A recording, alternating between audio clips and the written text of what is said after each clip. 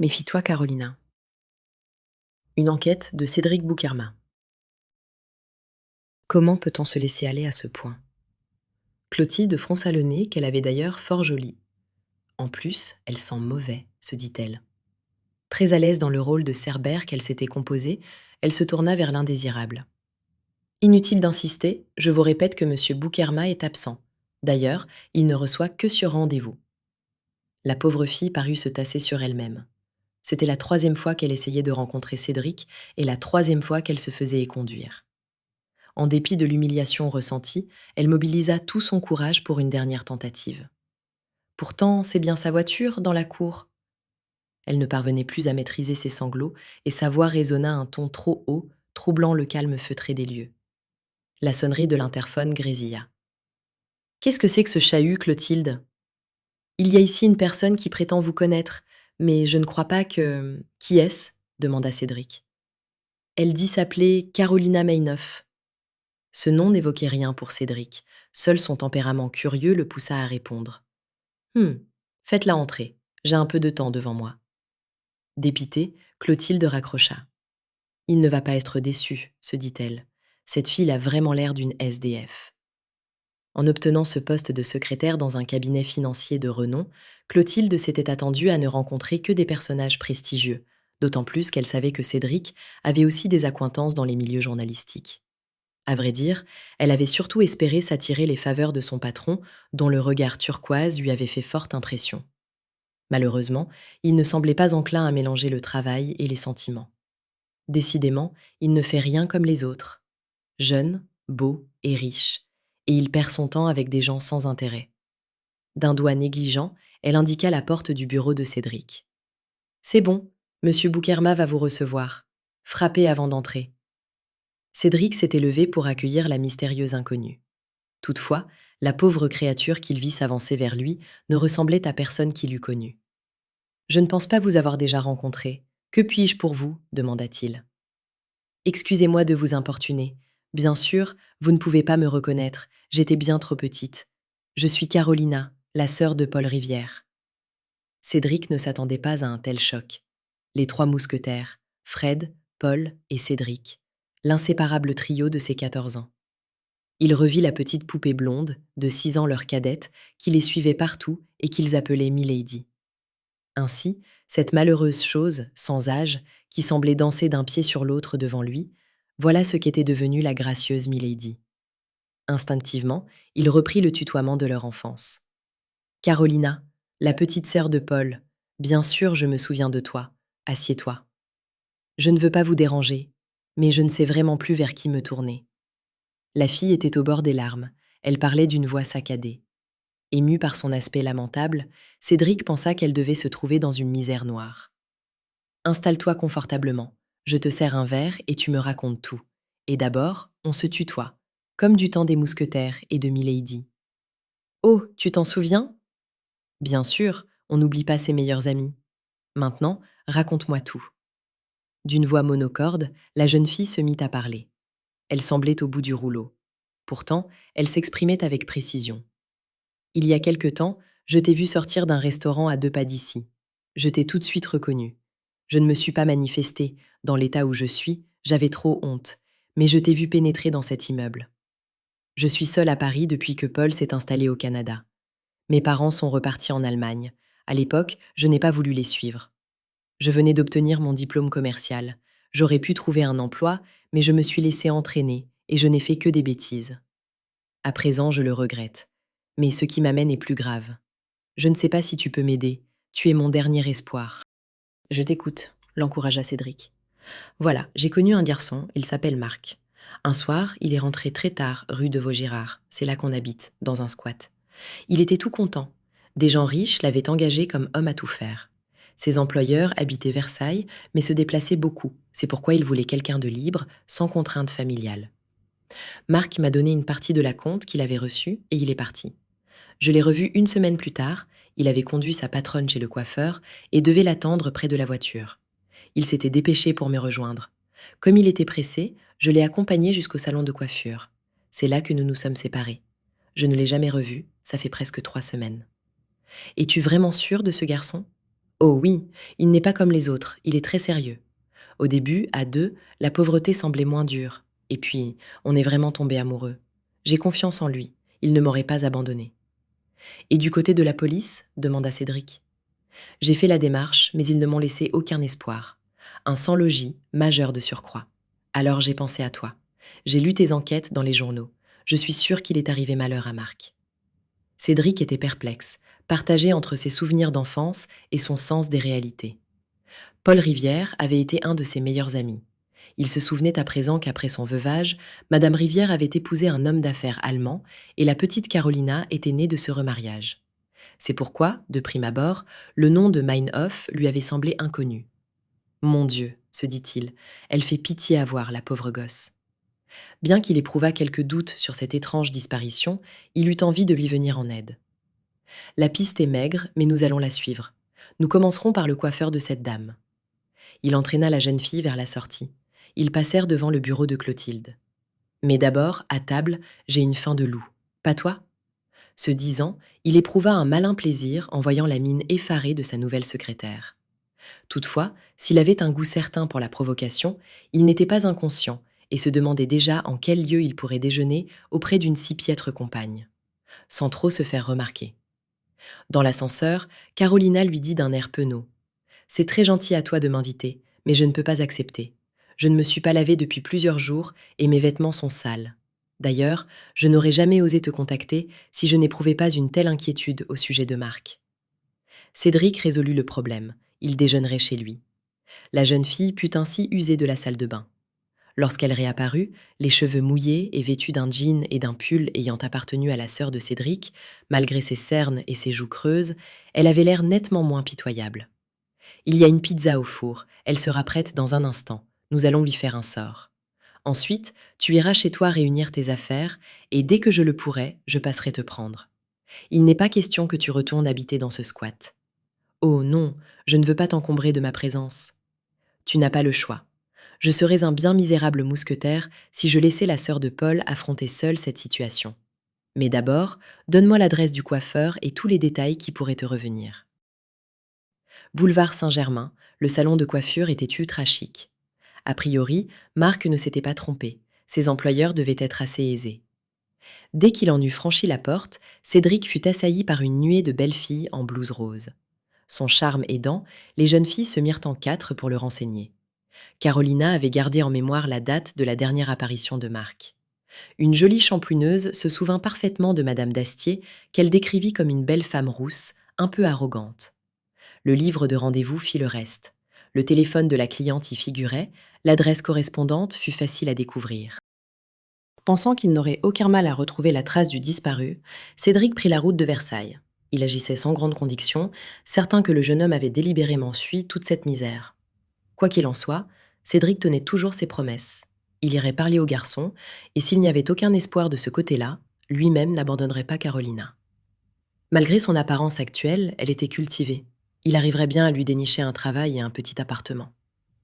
Perdu dans ses pensées, il faillit manquer l'hôtel particulier des Dastier. Pourtant, il aurait dû le remarquer de loin.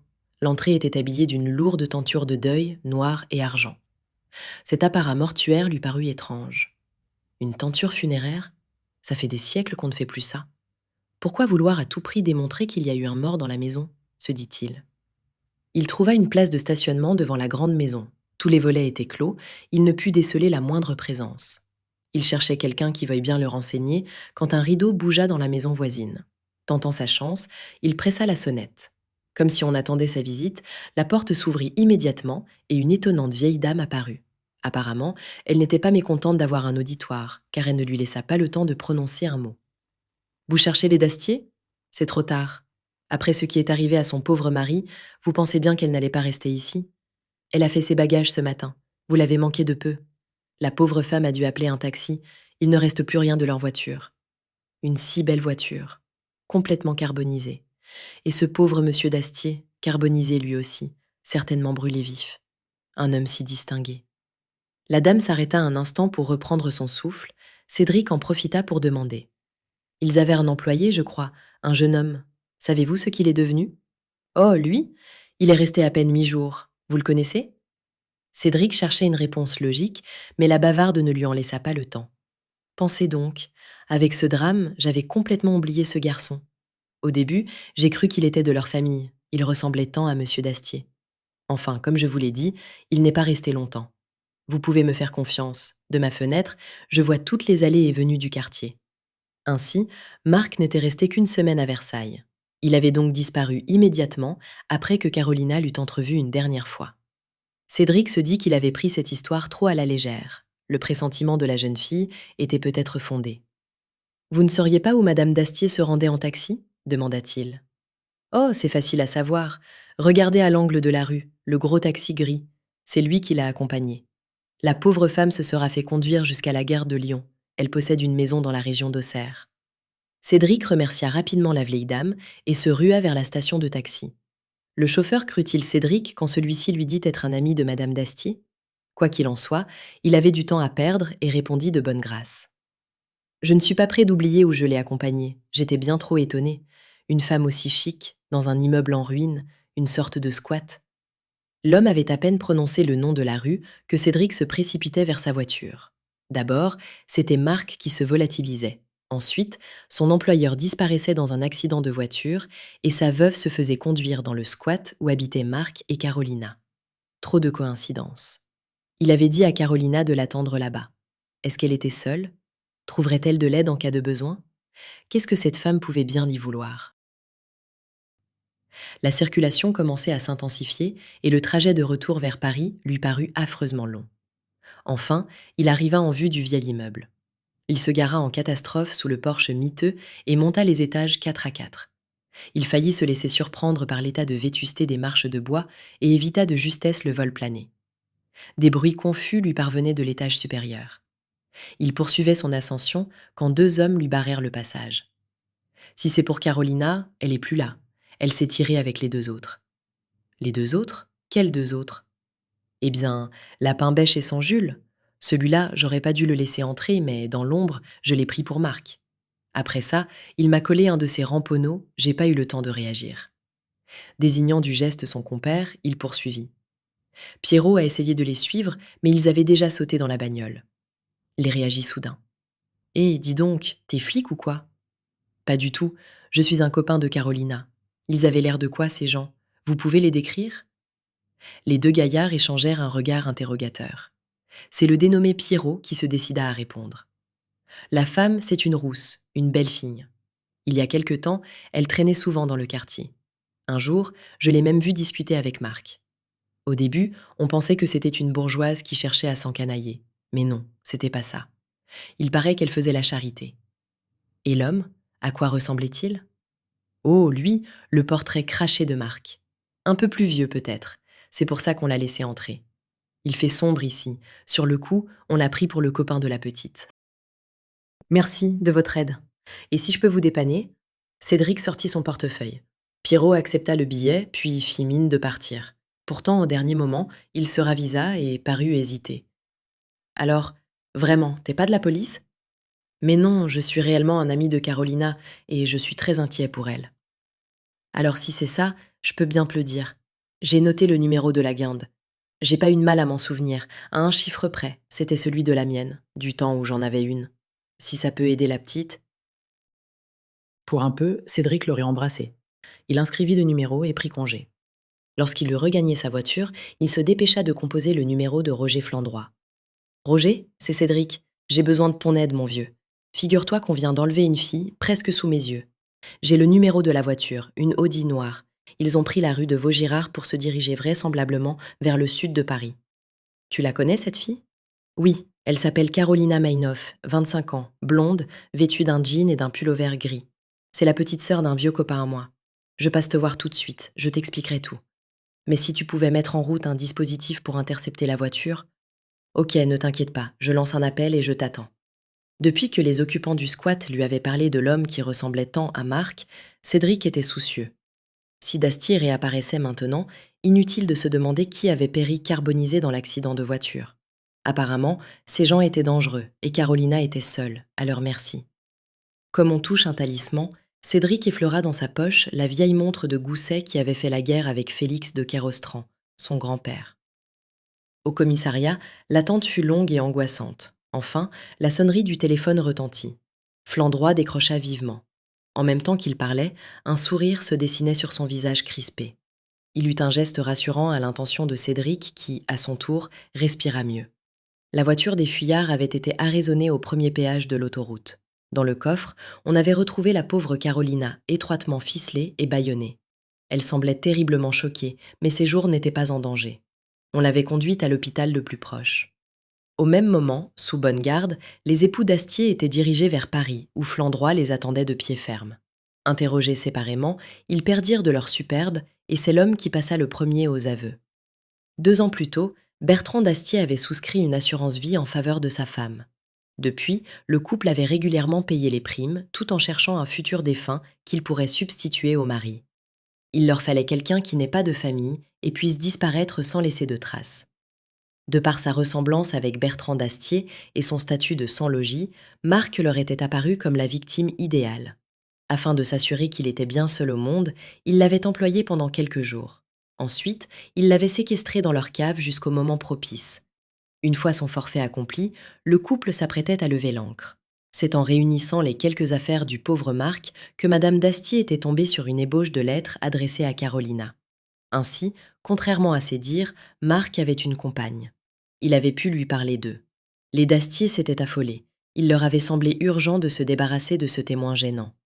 Cédric regagna son bureau. Passant en revue l'historique de l'affaire, il prit conscience que Marc était encore vivant lors de la première visite de Carolina à son bureau. Séquestré, mais vivant. Clotilde ne lui avait pas fait part de cette visite. Marc était mort et Carolina avait bien failli subir le même sort. Cédric regretta amèrement de s'être adjoint Clotilde pour secrétaire. Elle lui avait paru très professionnelle, mais, décidément, il ne l'aimait pas. Toutefois, il n'était pas homme à porter des jugements définitifs. Le fait qu'elle ait commis une erreur n'impliquait pas forcément qu'elle en commettrait d'autres aussi graves. Il lui parlerait sincèrement de cette affaire, tout pourrait peut-être s'arranger. Dès qu'il fut installé à son bureau, Clotilde le rejoignit pour lui communiquer ses messages. Comme il s'apprêtait à aborder le sujet qui lui tenait à cœur, Cédric eut une pensée pour Carolina, toute seule dans sa chambre d'hôpital. Il dit à Clotilde : « J'aimerais que vous fassiez adresser des fleurs à mademoiselle Maynoff. Je vais vous donner l'adresse. » Il n'eut pas le loisir de compléter sa phrase. La jolie Clotilde entra dans une rage folle. « Je n'enverrai certainement pas de fleurs à cette traîne savate. C'est pour me narguer que vous faites semblant de vous intéresser à cette fille. Autant vous dire que je n'ai pas l'intention de continuer à travailler pour vous dans ces conditions. Je suis encore dans ma période d'essai et je suis en droit de partir immédiatement. Débrouillez-vous pour trouver une autre secrétaire. » Complètement éberlué mais serein, Cédric décida que, sans même s'en douter, Carolina venait de décrocher son premier job de secrétaire.